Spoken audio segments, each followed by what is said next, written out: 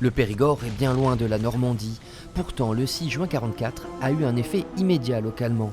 Le signal tant attendu de l'insurrection nationale. Pratiquement tous les policiers ont quitté leur service et ont rejoint le maquis. Mais également les gendarmes dans les différentes brigades du département ont quitté leur brigade. C'est une chose absolument incroyable. Menacé par la résistance, le préfet Jean-Paul Popinot retourne précipitamment à Vichy, à Mozac, où sont enfermés les détenus politiques. La prison est libérée. On assiste à un afflux considérable de personnes, beaucoup de jeunes, mais pas seulement, qui vont rejoindre le maquis pour participer à la libération du territoire. Nous sommes ici au mémorial de la résistance de Saint-Étienne de Puy-Corbier, au cœur de la forêt de la Double, à l'emplacement de l'un des nombreux maquis qui se sont développés dans cette année décisive. En février, ils n'étaient que 15, après le débarquement, ils seront 600.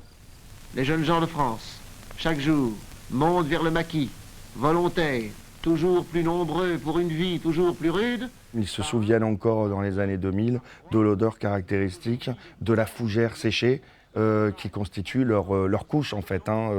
Voilà. Et beaucoup d'entre eux dorment dans ce qu'ils appellent des marabouts, c'est-à-dire en fait des toiles de parachute. Ces maquisards vont payer un lourd tribut. L'après-débarquement marque une explosion de la violence.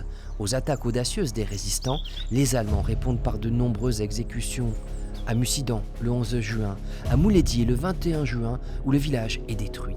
À Périgueux, ce monument rend hommage à des hommes tués pour avoir tenté de ralentir la division Das Reich dans sa remontée vers la Normandie. Malheureusement, on voit que ce sont des très jeunes. On raconte à 18 ans mourir pour des panneaux déplacés, c'est absolument épouvantable. Mais les actes de résistance, c'est ça quelquefois.